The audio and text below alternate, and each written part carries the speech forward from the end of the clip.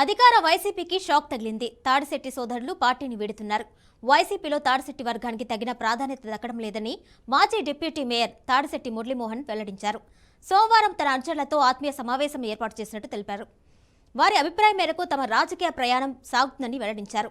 తమకు పార్టీలో గుర్తింపు లేకుండా పోయిందని చెప్పారు. తమ అనుచరులకు ప్రాధాన్యమివ్వడం లేదన్నారు.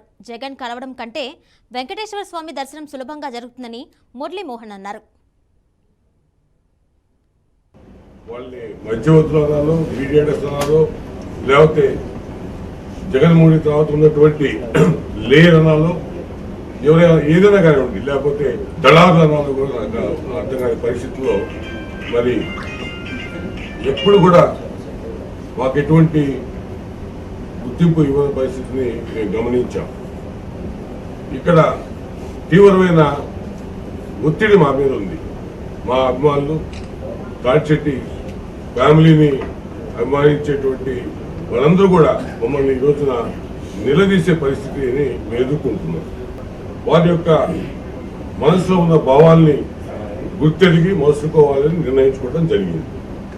దీని సందర్భంగా శుభం కళ్యాణ మండపంలో 19వ తారీఖు సోమవారం 10:30కి ఆత్మీయ సమావేశాన్ని ఏర్పాటు చేసుకున్నాం. ఈ సమావేశంలో ఎటువంటి నిర్ణయం సరే మా కార్యకర్తలు, అభిమానులు, ఆత్మీయులు, బంధువులు, స్నేహితులు యొక్క నిర్ణయాన్ని శిరసావహిస్తాం.